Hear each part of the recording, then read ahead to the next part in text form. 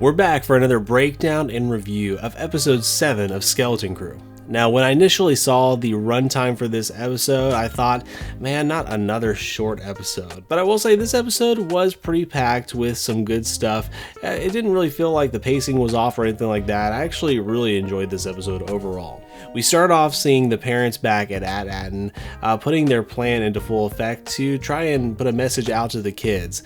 Now, they are quickly caught by the droids of At-Aten, and of course, not before Neil's mom starts to say, I have a bad feeling about this, but she doesn't quite say the whole thing. And honestly, my only critique for this episode, I'm like, commit or not, either say the thing or don't say it. I feel like they already kind of pulled this gag, and I think it was Rogue One, where they kind of just like say half of it. It just felt a little bit redundant in this episode. Anyway, the parents attempt to run, and quite slowly, I might add. They obviously don't have to do much of that on this planet, and not surprisingly, they are stunned slowly one by one, but they're passing off basically the baton, this transmitter, trying to get the message to their kids, and eventually Fern's mom is able to lift it up into space. We cut to the ship, the Onyx Cinder, where the kids are just going through hyperspace, and they're just kind of playing and having a good time. They're excited to finally be heading home. Wim, on the other hand, does not seem too happy. It seems like reality is finally set in for him that, man, this adventure is coming to a close, and we're gonna have to just go back to how things were before. And how can we do that? Like, we're different than we were before. Honestly, I can kind of appreciate this moment because I feel like I've had moments like this in my childhood even. I can think of maybe going off to a summer camp for a week, or I've gone on mission trips to other countries before and have such a great time. And or even if you're just coming back from the summer vacation into school, that feeling of like, man, our adventure is over and now we just got to go back to the same old. I definitely can understand that. But at the same time, we still know that Wim does miss his father, and I think in some ways he wishes that he had just never even gone on the adventure in the first place, because now he has to miss it. But meanwhile, we cut over to the pirates, who arrive at the coordinates for At-Aten ahead of the kids, and all they find is this large maelstrom, basically these stormy clouds that surround a sphere, and Captain Brutus just feels like Jod has sent them on a wild goose chase, and he just wants to just be rid of Jod and send him out on the airlock. Now, this is not the first time we've seen like a maelstrom similar to this in Star Wars. Actually, the Kessel Run is basically very similar to this. I do remember reading about it in, I think it's the first book of the Jedi Academy trilogy. They end up meeting one of their Jedi recruits and in the planet that's beyond this maelstrom. So they talk about that there. And then we also see it a little bit more in the Solo Star Wars movie that came out a couple years ago. But despite Brutus wanting Jod to just walk the plank, Jod continues to be very persuasive, and you can see that his crew, they do still kind of trust him and kind of appreciate him, and of course he is obviously promising them treasure. They send one of their ships into the maelstrom, and it gets quickly destroyed by some lightning that we don't really see. And once again, this is the last straw for Brutus. He basically takes Jod to the airlock and is ready to press the button to release him out into space. But that's when the Onyx Cinder basically arrives from hyperspace, and Jod is able to get out of a sticky situation yet again by telling them that this ship is the key for them to get through the maelstrom and to the planet At-Aten. They quickly capture the ship using a tractor beam, and Captain Brutus is the one who's going to go into the ship and investigate and try and capture the kids. But the kids actually deploy the arm of the ship and trap him. But Jod sees this as his opportunity since Brutus has been gunning for him this entire time. He pulls out his pistol and shoots Brutus in the head. Now Jod is able to take control of his old crew and go and capture the kids. Now, real quick, guys, if you're enjoying this episode so far, we are a brand new channel, so every bit of support goes a long way. So please do me a favor and hit that like button and subscribe below. Shortly after this is when the transmission from the parents below in At-Aten finally reaches the surface, and we see holograms of each of the parents basically calling after their kids and telling them that they miss them and come home and all that stuff. And by the way, I love in this scene how Neil's dad is basically just a straight elephant man with tusks and everything. The parents tell the kids that they're not able to send the coordinates to AT-ATN, not that it really matters at this point, but they instruct the kids to try and find a Republic emissary because these Republic officials know the location of AT-ATN. Wim's dad then appears on the hologram and tells them that they weren't supposed to find out about any of this until after they graduated.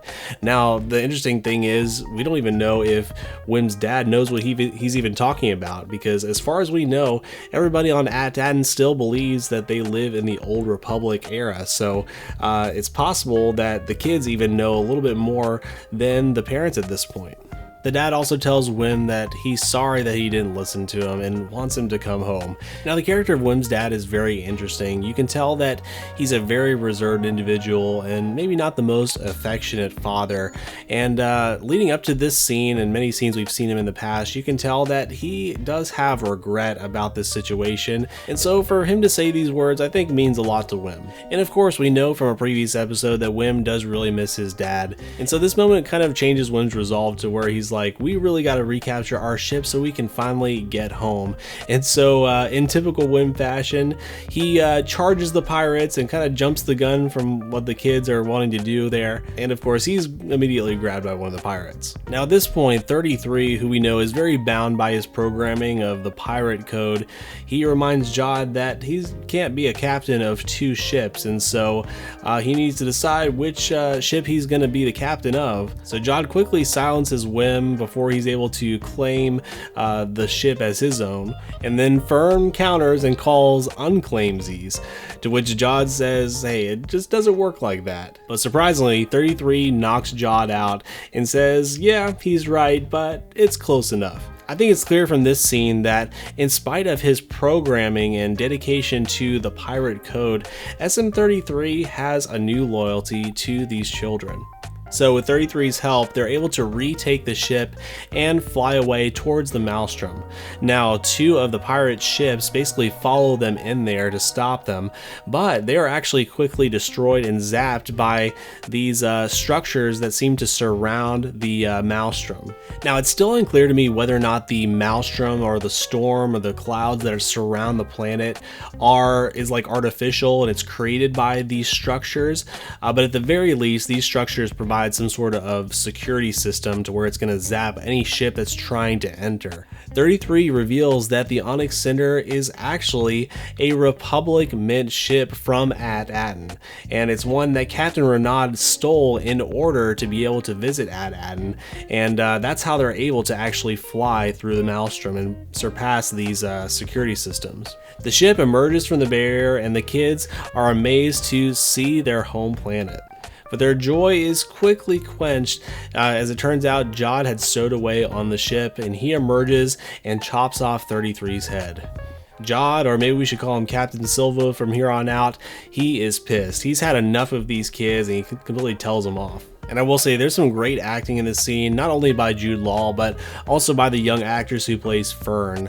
There's this moment where she is just kind of, she wants to say something, she wants to stick up for Wim, but she is also too afraid to even speak.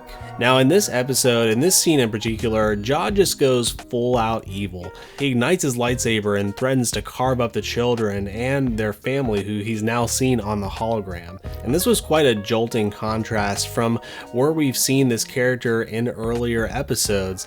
I feel like they've done a good job in the show of building up Jod's character and making him likable to where we're rooting for him to some degree. But here, it's starting to seem like he is turning into the villain. Maybe he's been the villain all along. He is literally threatening to kill their parents, and so for this show, the stakes have never been higher.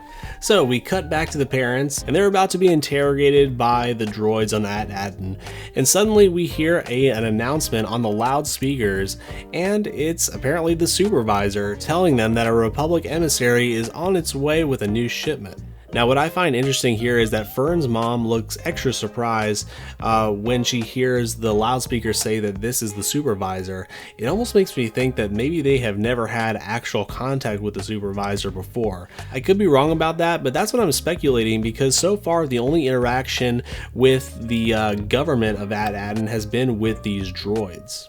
The parents are able to deduct that the kids are aboard the ship because they are able to detect KB's occipital link. The the Onyx Cinder ship is forced to land, and an entire landing pad opens up from the ground.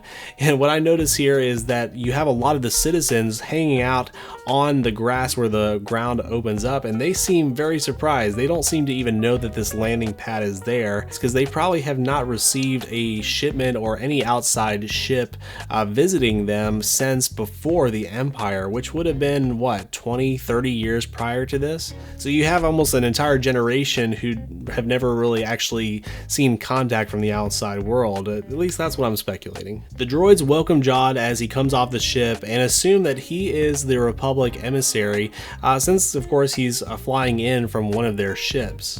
And if you missed my last video, I do recommend you check it out up in the card.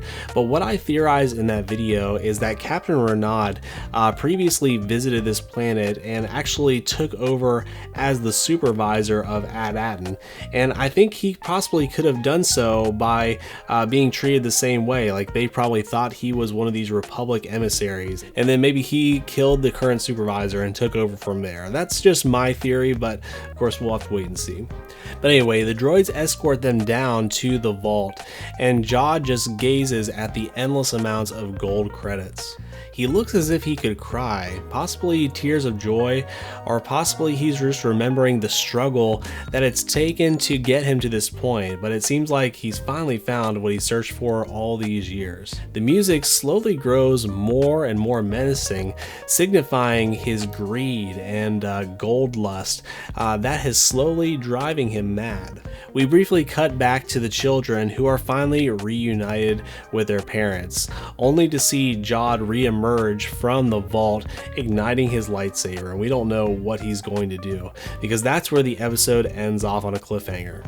I don't know about you, but I really enjoyed this episode, and I'm really enjoying this show. I honestly don't know what to think about Jod. I feel like they have really toyed with us, getting us to like him and trust him, then completely turning him evil, basically threatening to kill these kids' parents. I really thought they were going to make him the reluctant bad guy turned hero, but I don't know, guys. It seemed like he might actually be the villain of this series. But I'd be curious to know what you guys think. Let me know in the comments below, and let me know what you thought about this episode. Please give this video a thumbs up and subscribe below to support the channel. Check out one of our other reviews here on screen. And lastly, I want to let you know that no matter what you're going through, you are not alone. God is with you, and He loves you, and we do too. I'll catch you next time.